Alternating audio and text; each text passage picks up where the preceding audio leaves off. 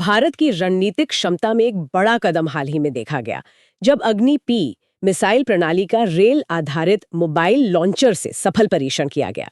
This achievement positions India among a select group of nations like the US, Russia and China that possess such advanced technology. ये परीक्षण भारत की second strike capability को और मजबूत करता है और भविष्य की डिफेंस प्रिपेयर्डनेस में एक निर्णायक बढ़त दिलाता है। नमस्कार दोस्तों, आप सुन रहे हैं यूपीएससी सिविल 360, जहां आप बिना स्क्रीन देखे सिर्फ सुनकर रह सकते हैं 24/7 अपडेटेड, बिल्कुल यूपीएससी इनसाइट्स के साथ। तो सीधे आज के विषय पर आते हैं। हाल ही में स्पेसिफिकली 24-25 सितंबर 2025 को इंडिया ने अग्नि पी मिसाइल का एक रेल बेस्ड मोबाइल लॉन्चर से सफलतापूर्वक परीक्षण किया। हाँ, ये काफी बड़ी खबर रही है। बिल्कुल, ये defence research and development organisation मतलब डीआरडीओ और स्ट्रेटेजिक फोर्सेस कमांड, जिसे एसएफसी कहते हैं, उनका एक जॉइंट एफर्ट था। डिफेंस सर्कल्स में तो इसे एक बहुत सिग्निफिकेंट डेवलपमेंट माना जा रहा है। चलिए इसे थोड़ा और समझते हैं। सबसे पहले तो ये अग्नि प्राइम मिसाइल है क्या चीज? देखिए, ये अग्नि सीरीज की छठी मिसाइल है। इसे मीडियम रेंज बैलिस्टिक मिसाइल यानी एमआरबीएम की श्रेणी में रखा गया है। एमआरबीएम, ठीक है। हाँ, और इससे ना पुरानी जो अग्नि 1 मिसाइल थी उसका सक्सेसर मतलब उत्तराधिकारी माना जा रहा है, लेकिन इसमें टेक्नोलॉजी काफी एडवांस्ड है। अच्छा, जैसे इसमें अग्नि 4 और अग्नि 5 मिसाइल्स की कई कटिंग एज टेक्नोलॉजीज को इंटीग्रेट किया गया है।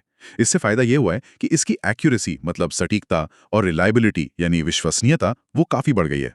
और हाँ, ये सरफेस टू सरफेस मिसाइल है, जमीन से जमीन पर मार करने वाली। इसके कुछ की टेक्निकल स्पेसिफिकेशंस जानना जरूरी होगा, खासकर यूपीएससी पर्सपेक्टिव से अगर देखें तो। रेंज कितनी है इसकी? हाँ, इसकी ऑपरेशनल रेंज बताई जाती है 1000 से 2000 किलोमीटर के बीच। 1000 to 2000 किलोमीटर्स। और वजन सुना है काफी हल्की है ये? बिल्कुल सही, वजन करीब 11000 किलोग्राम है। और दिलचस्प बात यह है कि ये अग्नि 3 मिसाइल के वजन का लगभग आधा ही है। वाओ, आधा? तो ये तो काफी लाइट वेट और मोबाइल हो गई फिर। एग्जैक्टली। पेलोड कैपेसिटी की बात करें, मतलब ये कितना वजन ले जा सकती है, तो वो 1500 किलोग्राम से 3000 किलोग्राम तक है। और इसमें आप कन्वेंशनल हाई एक्सप्लोजिव्स डाल सकते हैं, थर्मोबैरिक वॉरहेड्स। थर्मोबैरिक वो क्या होते हैं? थर्मोबैरिक वॉरहेड्स वो होते हैं जो फ्यूल एयर मिक्सचर का इस्तेमाल करके, मतलब आसपास की हवा से ऑक्सीजन लेकर ज्यादा शक्तिशाली और देर तक चलने वाला धमाका करते हैं। और हाँ, ये न्यूक्लियर वॉरहेड्स ले जाने में भी सक्षम है। अच्छा, और इसकी प्रोपल्शन सिस्टम के बारे में? प्रोपल्शन में इसमें 2 staged solid propellant rocket motor का इस्तेमाल होता है। यहाँ एक ध्यान देने वाली बात यह है कि इसमें एडवांस्ड कंपोजिट मटेरियल्स का काफी इस्तेमाल हुआ है। कंपोजिट मटेरियल्स जैसे अग्नि 5 में थे? हाँ बिल्कुल, कॉम्पोजिट्स हल्के लेकिन बहुत मजबूत होते हैं। इससे मिसाइल का ओवरऑल वेट काफी कम हो जाता है। साथ ही इसमें एडवांस्ड एल्यूमिनियम फ्यूल का उपयोग होता है, जो हाई परफॉर्मेंस देता है। मतलब कम फ्यूल में भी ये ज्यादा पेलोड ले जा सकती है या फिर ज्यादा दूरी तय कर सकती है। इंटरेस्टिंग। और ये कैनिस्टर लॉन्च्ड है ऐसा पढ़ा था, इसका क्या मतलब है? कैनिस्टर लॉन्च का मतलब है कि मिसाइल एक सील ट्यूब या कनस्तर के अंदर बंद रहती है। ये कनस्तर मिसाइल को स्टोरेज और ट्रांसपोर्ट के दौरान मौसम वगैरह से बचाता है और उसकी शेल्फ लाइफ भी बढ़ाता है। अच्छा, प्रोटेक्शन मिलती है। हाँ, और लॉन्च के समय मिसाइल इसी कनस्तर से फायर होती है। इसे आप रोड मोबाइल ट्रक पर रख सकते हैं या जैसा इस टेस्ट में हुआ, रेल मोबाइल वैगन पर। और ये सिस्टम कोल्ड लॉन्च मैकेनिज्म का इस्तेमाल करती है। कोल्ड लॉन्च ये क्या होता है? हॉट लॉन्च से अलग कैसे है? जरूर। कोल्ड लॉन्च मैकेनिज्म में मिसाइल को कनस्तर से बाहर धकेलने के लिए कंप्रेस्ड गैस का इस्तेमाल किया जाता है। मिसाइल हवा में कनस्तर से थोड़ी दूर पहुंचने के बाद ही अपना मेन रॉकेट इंजन चालू करती है। अच्छा, पहले बाहर निकलती है फिर इंजन स्टार्ट होता है। हाँ, इसका फायदा यह है कि लॉन्च का जो झटका और गर्मी होती है वो सीधे लॉन्चर प्लेटफॉर्म पर नहीं पड़ती। इससे प्लेटफॉर्म की ड्यूरेबिलिटी बढ़ती है और उसे जल्दी दोबारा लॉन्च के लिए तैयार किया जा सकता है। हॉट लॉन्च में क्या होता है, रॉकेट इंजन कनस्तर के अंदर ही चालू हो जाता है। कोल्ड लॉन्च से तैयारी का समय, जिसे रिएक्शन टाइम कहते हैं, वो भी कम होता है। Got it. ये तो काफी एफिशिएंट लगता है। अब आते हैं गाइडेंस सिस्टम पर। वो कैसा है और ये कितनी एक्यूरेट है? गाइडेंस सिस्टम काफी सोफिस्टिकेटेड है। इसमें dual redundant navigation and guidance system लगा है। मतलब एक सिस्टम अगर फेल हो जाए तो दूसरा बैकअप के तौर पर काम करता है। रिलायबिलिटी बढ़ जाती है इससे। हाँ, ये तो जरूरी है। बिल्कुल। इसमें advanced ring laser gyro based inertial navigation system यानी RLG-INS और modern micro inertial navigation system MINS शामिल हैं। ये थोड़े टेक्निकल नाम है। सीधे शब्दों में कहें तो ये सिस्टम्स मिसाइल को लॉन्च के बाद बिना किसी बाहरी सिग्नल के, जैसे GPS के बिना भी, अपनी पोजीशन और रास्ते को हाई एक्यूरेसी के साथ ट्रैक करने में मदद करते हैं। हालांकि जरूरत पड़ने पर इसे भारत के अपने नाविक सैटेलाइट नेविगेशन सिस्टम या जीपीएस से भी मदद मिल सकती है। और एक्यूरेसी कितनी सटीक? एक्यूरेसी की बात करें तो इसका सर्कुलर एरर प्रोबेबल यानी सीईपी लगभग 10 मीटर्स बताया गया है। 10 मीटर्स सीईपी, इसका मतलब क्या हुआ? सीईपी का मतलब है कि 50% प्रोबेबिलिटी है कि मिसाइल अपने टारगेट के 10 मीटर के दायरे के अंदर गिरेगी। बैलिस्टिक मिसाइल्स के लिए ये बहुत ही हाई एक्यूरेसी मानी जाती है, मतलब निशाना काफी पक्का है। जबरदस्त। और अब आते हैं सबसे दिलचस्प हिस्से पर, इसका वॉरहेड। इसमें मैन्यूवरेबल री एंट्री व्हीकल यानी एमआरवी टेक्नोलॉजी का इस्तेमाल हुआ है। ये क्या चीज है? एमआरवी यानी मैन्यूवरेबल री एंट्री व्हीकल, ये एक बहुत एडवांस्ड कैपेबिलिटी है। जब बैलिस्टिक मिसाइल का वॉरहेड वापस वायुमंडल में आता है री एंट्री फेज में, तो एमआरवी टेक्नोलॉजी उसे हवा में अपनी दिशा बदलने यानी मैन्यूवर करने की क्षमता देती है। इसमें छोटे फिन्स या थ्रस्टर्स होते हैं जो इसे अंतिम चरण में, फाइनल फेज में अपना रास्ता बदलने में मदद करते हैं। अच्छा, मैन्यूवर कर सकता है, तो इसका फायदा क्या है? इससे बड़ा फायदा है दुश्मन के मिसाइल डिफेंस सिस्टम्स को चकमा देना।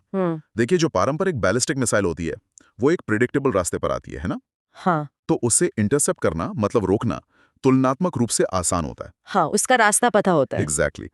लेकिन एमआरवी वॉरहेड अपनी दिशा बदल सकता है। तो एंटी बैलिस्टिक मिसाइल सिस्टम्स के लिए उससे ट्रैक करना और इंटरसेप्ट करना यानी रोकना बेहद मुश्किल हो जाता है। और सोर्सेज ये भी सजेस्ट कर रहे हैं कि भविष्य में अग्निपीठ प्लेटफॉर्म पर एमआरवी टेक्नोलॉजी, एमआरवी मतलब multiple independently targetable re entry vehicle. हाँ बिल्कुल, जिसमें एक ही मिसाइल से कई अलग अलग टारगेट्स पर वॉरहेड्स गिराए जा सकते हैं। और एक एंटी शिप बैलिस्टिक मिसाइल यानी एएसबी वेरिएंट भी डेवलप किया जा सकता है। एंटी शिप बैलिस्टिक मिसाइल मतलब जहाजों को मारने के लिए? हाँ, एएसबी वेरिएंट समुद्र में दुश्मन के बड़े वॉरशिप्स जैसे एयरक्राफ्ट कैरियर्स को निशाना बनाने के लिए डिजाइन किया जाएगा। माओ, ये तो अग्नि-P में काफी एडवांस्ड कैपेबिलिटीज भरी हुई हैं। लेकिन इस स्पेसिफिक टेस्ट की सबसे बड़ी बात थी इसका रेल बेस्ड लॉन्च होना। ये इतना महत्वपूर्ण क्यों है? देखिए, ये rail based launch test India के स्ट्रेटेजिक पोस्चर के लिए एक बहुत बहुत बड़ा कदम है। इस सक्सेसफुल टेस्ट के साथ इंडिया दुनिया के उन चुनिंदा देशों के एक्सक्लूसिव क्लब में शामिल हो गया है जिनके पास रेल प्लेटफॉर्म से बैलिस्टिक मिसाइल लॉन्च करने की ऑपरेशनल कैपेबिलिटी है। कौन-कौन से देश हैं इस क्लब में? इसमें यूएस है, रशिया, चाइना और संभवतः नॉर्थ कोरिया भी शामिल है।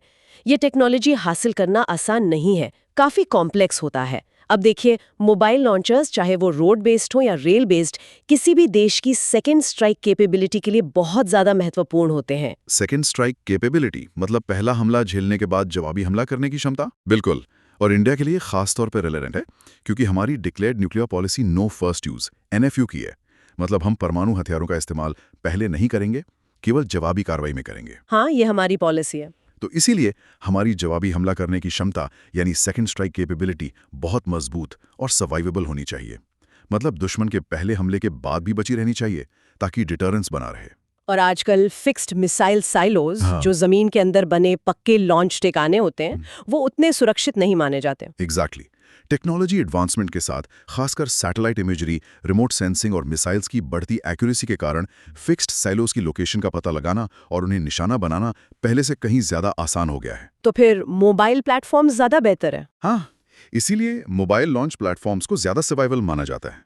इनमें सबमरीन से लॉन्च होने वाली SLBMs हैं, एयरक्राफ्ट से लॉन्च होने वाली मिसाइल्स हैं, रोड मोबाइल लॉन्चेस हैं और अब ये रेल मोबाइल लॉन्चेस भी।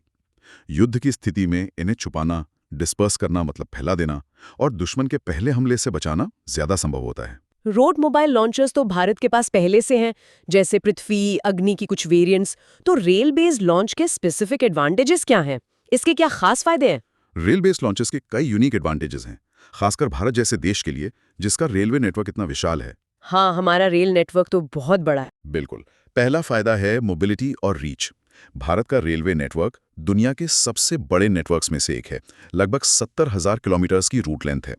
इस नेटवर्क का इस्तेमाल करके मिसाइल लॉन्चर्स को देश के दूर दराज के कोनों तक तेजी से और डिस्क्रीटनेस के साथ, मतलब बिना ज्यादा हल्ला हुए, पहुंचाया जा सकता है। इसके लिए सड़कों की तरह गड्ढे भरने या उन्हें चौड़ा करने जैसी तैयारी की जरूरत नहीं पड़ती। सही बात है। और दूसरा कंसीलमेंट यानी छिपाव। भारतीय रेल नेटवर्क पर हजारों टनल्स हैं, सुरंगें। मिसाइल लॉन्च वैगन्स को इन टनल्स में या फिर सामान्य मालगाड़ियों के बीच छुपाया जा सकता है। अच्छा, आम ट्रेनों के बीच में? हाँ। इससे दुश्मन की सैटेलाइट सर्वेलेंस से बचना आसान हो जाता है।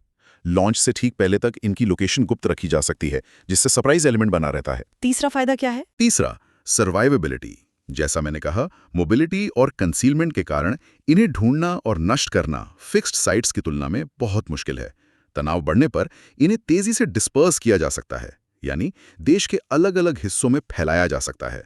इससे दुश्मन के लिए सभी लॉन्चर्स को एक साथ टारगेट करना लगभग नामुमकिन हो जाता है। और लागत? कॉस्ट का क्या? चौथा फायदा है कॉस्ट इफेक्टिवनेस। देखिए, submarine launched ballistic missiles SLBMs और उन्हें डिप्लॉय करने वाली न्यूक्लियर सबमरीन्स बनाना और मेंटेन करना बहुत महंगा होता है। रेल बेस्ड सिस्टम्स, क्योंकि वो मौजूदा रेलवे इंफ्रास्ट्रक्चर का उपयोग करते हैं, तुलनात्मक रूप से काफी सस्ते पड़ते हैं। मतलब कम खर्चे में ज्यादा डिटरेंस? कह सकते हैं। विशेषज्ञों का मानना है कि पनडुब्बी आधारित प्रणालियों के मुकाबले रेल आधारित प्रणाली भारत को कम लागत पर अपनी निवारक क्षमता में एक विश्वसनीय बढ़ोतरी देती है।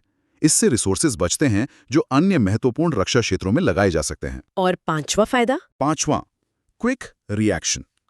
ये लॉन्चर सिस्टम इंडिपेंडेंटली पावर्ड होते हैं। इनमें एडवांस्ड कम्युनिकेशन और सेफ्टी सिस्टम्स होते हैं और ये ऑटोनॉमस लॉन्च के लिए तैयार रहते हैं। ये खराब मौसम या कम विजिबिलिटी में भी तेजी से प्रतिक्रिया दे सकते हैं। ये तो वाकई काफी स्ट्रेटेजिक एडवांटेजेस हैं। क्या इतिहास में दूसरे देशों ने भी इस तरह के सिस्टम्स का इस्तेमाल किया है? हाँ, बिल्कुल। कोल्ड वॉर के दौरान सोवियत यूनियन ने RT-23 मोलोडेट्स मिसाइल सिस्टम डिप्लॉय किया था, जिसे पश्चिम में SS-24 स्कैल्पल कहते थे। इसे अक्सर न्यूक्लियर ट्रेन के नाम से जाना जाता था। ये सोवियत रेलवे नेटवर्क पर घूमती रहती थी। Nuclear train? हाँ, अमेरिका ने भी पीस कीपर रेल गैरिसन नाम से एक सिस्टम डेवलप करने की योजना बनाई थी, लेकिन कोल्ड वॉर खत्म होने के बाद 1991 में इसे कैंसिल कर दिया गया। और हाल के वर्षों में चाइना ने अपनी DF-41 ICBM के लिए रेल मोबाइल लॉन्चर का परीक्षण करने की खबरें आई हैं, और नॉर्थ कोरिया ने भी इस तरह के सिस्टम का प्रदर्शन किया है। तो ये कॉन्सेप्ट नया नहीं है, लेकिन इसे सक्सेसफुली इम्प्लीमेंट करना एक बड़ी इंजीनियरिंग और स्ट्रेटेजिक अचीवमेंट है। चलिए अब इस डेवलपमेंट के निहितार्थों यानी इम्प्लीकेशंस पर बात करते हैं। भारत की डिफेंस प्रिपेयर्डनेस और स्ट्रेटेजिक पोस्चर के लिए इसका क्या मतलब है, इसे थोड़ा और गहराई से समझते हैं। इसके कई गहरे स्ट्रैटेजिक इम्प्लीकेशंस हैं। सबसे पहला और महत्वपूर्ण है एनहांस्ड डिटरेंस। यह भारत की जो क्रेडिबल मिनिमम डिटरेंस पॉलिसी है, उसे जबरदस्त मजबूती देता है। Credible minimum deterrence? हाँ, हमारी सेकंड स्ट्राइक कैपेबिलिटी अब और ज्यादा क्रेडिबल और सर्वाइवेबल हो गई है। एडवर्सरीज को, मतलब विरोधी देशों को, ये पता है कि भारत की न्यूक्लियर एसेट्स को पूरी तरह न्यूट्रलाइज करना अब और भी मुश्किल होगा। If we connect this to the bigger picture, ये रीजनल एडवर्सरीज, खास तौर पर पाकिस्तान और चाइना, जिनके पास एडवांस्ड मिसाइल कैपेबिलिटीज हैं, और चाइना के मामले में तो बढ़ती नेवल पावर भी है, उनके खिलाफ भारत की स्ट्रैटेजिक पोजीशन को मजबूत करता है। चीन के एयरक्राफ्ट कैरियर्स वगैरह के संदर्भ में भी इसका महत्व होगा? बिल्कुल। कुछ सोर्सेज इसे चीन के बढ़ते एयरक्राफ्ट कैरियर ग्रुप्स और उसकी एंटी एक्सिस एरिया डिनायल यानी A2AD कैपेबिलिटीज को काउंटर करने की भारत की क्षमता में वृद्धि के तौर पर भी देख रहे हैं। A2AD रणनीतियां वो होती हैं जो दुश्मन को किसी क्षेत्र में घुसने या ऑपरेट करने से रोकने के लिए बनाई जाती हैं। अच्छा, और स्ट्रेटेजिक स्टेबिलिटी पर क्या असर पड़ेगा? दूसरा इम्प्लीकेशन है स्ट्रेटेजिक स्टेबिलिटी पर प्रभाव। देखिए, ये विरोधी देशों के लिए स्ट्रेटेजिक कैलकुलेशंस को और ज्यादा कॉम्प्लेक्स बना देता है। उन्हें अब भारत के मोबाइल मिसाइल लॉन्चर्स का पता लगाने और उन्हें ट्रैक करने के लिए कहीं ज्यादा रिसोर्सेज और इंटेलिजेंस एफर्ट्स लगाने होंगे। डिप्लॉयमेंट में अनप्रिडिक्टेबिलिटी बढ़ जाती है। कहाँ है लॉन्चर, ये पता लगाना मुश्किल। हाँ, ये तो है। साथ ही ये भारत के न्यूक्लियर ट्रायड यानी लैंड, एयर और सी बेस्ड न्यूक्लियर डिलीवरी सिस्टम्स को और मजबूती देता है। अब इस ट्रायड के लैंड कंपोनेंट में फिक्स साइलोस के साथ साथ रोड मोबाइल और रेल मोबाइल कैपेबिलिटी भी जुड़ गई है। ये इसे और रोबस्ट बनाता है। न्यूक्लियर ट्रायड का मतलब है परमाणु हथियार डिलीवर करने के 3 अलग-अलग तरीके होना, ताकि अगर एक तरीका दुश्मन के हमले से नाकाम हो जाए तो दूसरे तरीके उपलब्ध रहें। यहाँ एक बहुत दिलचस्प पहलू सामने आता है। आपने मार्व और ASBM वेरिएंट की संभावना का जिक्र किया था। इनका स्ट्रैटेजिक महत्व क्या है, खासकर इंडियन ओशन रीजन के संदर्भ में? जैसा हमने पहले चर्चा की, मार्व कैपेबिलिटी दुश्मन के मिसाइल डिफेंसेस को भेदने में मदद करती है। अब अग्नि-P प्लेटफॉर्म पर आधारित एंटी-शिप बैलिस्टिक मिसाइल वेरिएंट विकसित करने की संभावना भारत के लिए इंडियन ओशन रीजन IOR में बहुत महत्वपूर्ण हो सकती है। This raises an important question. कैसे? देखिए, IOR में चीन की नेवल प्रेजेंस और पावर प्रोजेक्शन कैपेबिलिटीज तेजी से बढ़ रही हैं। इसमें उनके एयरक्राफ्ट कैरियर्स भी शामिल हैं। एक इफेक्टिव ASBM भारत को इन बड़े नेवल एसेट्स के लिए एक क्रेडिबल थ्रेट पेश करने की क्षमता देगा। ये रीजनल मैरीटाइम सिक्योरिटी बैलेंस को प्रभावित कर सकता है। ये भारत की मैरीटाइम डोमेन अवेयरनेस और लॉन्ग रेंज स्ट्राइक कैपेबिलिटीज को एक नया आयाम देगा। सोर्सेज में हाल ही में भारत द्वारा प्रदर्शित BM-04 हाइपरसोनिक बैलिस्टिक मिसाइल के विकास का भी उल्लेख है। Hypersonic missile. हाँ, जिसका डिजाइन अग्निपीठ जैसा बताया गया है और जिसे A2AD थ्रेट्स को न्यूट्रलाइज करने के लिए डिजाइन किया जा रहा है। ये दिखाता है कि भारत इस दिशा में तेजी से काम कर रहा है। फैसिनेटिंग। लेकिन क्या इस रेल बेस्ड सिस्टम की कोई कमियां या चुनौतियां भी हैं? कोई लिमिटेशंस? हर चीज के फायदे नुकसान होते हैं। हाँ, कुछ लिमिटेशंस और चैलेंजेस जरूर हैं। पहला, जाहिर है, ये सिस्टम रेल नेटवर्क तक ही सीमित है। जहां रेल लाइनें नहीं हैं, वहां इसे डिप्लॉय नहीं किया जा सकता। सही है। दूसरा, रेल इंफ्रास्ट्रक्चर की सिक्योरिटी एक बड़ी चुनौती है। खासकर युद्ध या तनाव की स्थिति में रेलवे लाइंस, ब्रिजेस, टनल्स वगैरह साबोटाज मतलब तोड़फोड़ या दुश्मन के हमले का निशाना बन सकते हैं। इससे लॉन्चर्स की मोबिलिटी प्रभावित हो सकती है। हाँ, ये एक रिस्क है। तीसरा, कुछ एक्सपर्ट्स मानते हैं कि मोबाइल लॉन्चर्स से लॉन्च की गई मिसाइल की एक्यूरेसी फिक्स्ड साइलोस से लॉन्च की गई मिसाइल की तुलना में थोड़ी कम हो सकती है। हालांकि एडवांस्ड गाइडेंस सिस्टम्स इस अंतर को काफी कम कर देते हैं, लेकिन इन चुनौतियों के बावजूद सर्वाइवेबिलिटी का जो जबरदस्त फायदा मिलता है, उससे ज्यादा महत्वपूर्ण माना जाता है। तो ये तो हुई स्ट्रेटेजिक एनालिसिस। जरा अग्निपी के डेवलपमेंट सफर पर भी नजर डालते हैं। ये कब शुरू हुआ और अब तक क्या माइलस्टोन्स रहे हैं? इसका इतिहास क्या है? अग्निपी का विचार लगभग 2016 के आसपास सामने आया था। इसका मुख्य लक्ष्य था पुरानी पीढ़ी की जो अग्नि 1 और अग्नि 2 मिसाइल्स थीं, उनको नई, ज्यादा एक्यूरेट, रिलायबल और ऑपरेशनली फ्लेक्सिबल सिस्टम से रिप्लेस करना। अच्छा, पुरानी को हटा के नई लाना। हाँ, एक DRDO साइंटिस्ट के अनुसार ये एक तरह से टेक्नोलॉजी का बैकवर्ड इंटीग्रेशन था। मतलब अग्नि 4 और 5 की एडवांस टेक्नोलॉजीज को लेकर एक शॉर्टर रेंज की मिसाइल बनाना। मकसद था पुरानी मिसाइलों को लेटेस्ट टेक्नोलॉजी से अपग्रेड करके उन्हें ज्यादा लीथल और सर्वाइवेबल बनाना। और इसके टेस्ट्स कब से चल रहे हैं? इसका पहला फ्लाइट टेस्ट जून 2021 में सफलतापूर्वक किया गया था। इसके बाद कई और सक्सेसफुल टेस्ट हुए, जिनमें सिस्टम की रिलायबिलिटी और परफॉर्मेंस को वैलिडेट किया गया। इसमें रात के समय किए गए परीक्षण भी शामिल हैं, जो किसी भी मौसम और समय में ऑपरेशनल रेडनेस के लिए जरूरी होते हैं। नाइट ट्रायल्स भी हुए हैं? हाँ, जून 2023 और अप्रैल 2024 में स्ट्रेटेजिक फोर्सेस कमांड SFC, जो भारत के न्यूक्लियर आर्सेनल को मैनेज करती है, उन्होंने इसके यूजर ट्रायल्स किए, जिनमें नाइट लॉन्चेस भी शामिल थे। इन सक्सेसफुल यूजर ट्रायल्स ने सिस्टम की एक्यूरेसी और रिलायबिलिटी को साबित किया, जिससे SFC में इसके शामिल होने यानी इंडक्शन का रास्ता साफ हुआ। और अब ये रेल बेस्ड टेस्ट? हाँ, और अब सितंबर 2025 में ये पहला रेल बेस्ड लॉन्च टेस्ट भी सफल रहा है, जो इसकी डिप्लॉयमेंट फ्लेक्सिबिलिटी को दर्शाता है। एक और माइलस्टोन। तो इन सब का निचोड़ क्या है? What does this test signify overall? पूरी तस्वीर क्या बनती है? तो कुल मिलाकर ये रेल बेस्ड प्रणाली भारत के लिए एक महत्वपूर्ण टेक्नोलॉजिकल और स्ट्रेटेजिक लीप है, एक बड़ा कदम। ये सर्वाइवेबिलिटी और फ्लेक्सिबिलिटी के जरिए भारत की डिटरेंस कैपेबिलिटी को कई गुना बढ़ा देती है।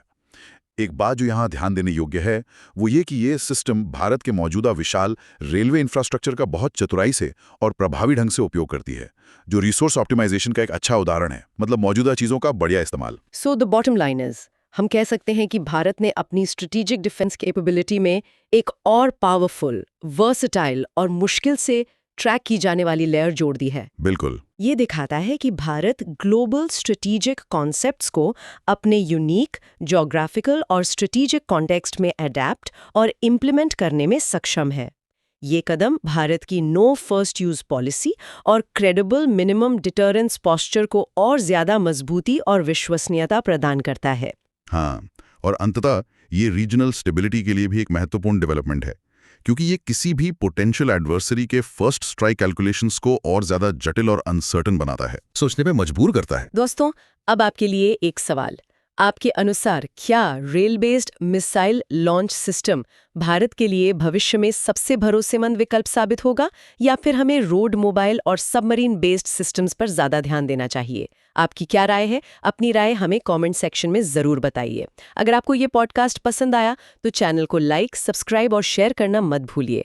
You are watching UPSC Civil 360, the only UPSC channel you can just listen to। मिलते हैं अगले एपिसोड में एक और जरूरी मुद्दे के साथ। धन्यवाद और जय हिंद।